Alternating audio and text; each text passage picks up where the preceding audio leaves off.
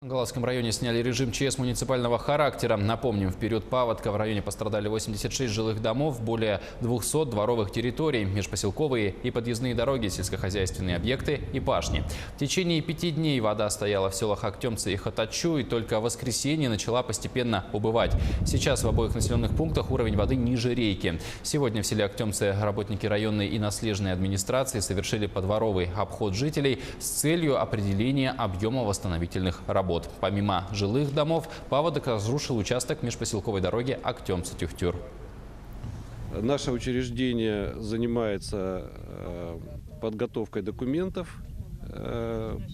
Как раз принимаем мы документы от пострадавших сельхозтоваропроизводителей и рассчитываем ущерб, понесенный ими, соответственно, для дальнейших выплат из федерального бюджета, за счет средств федерального бюджета.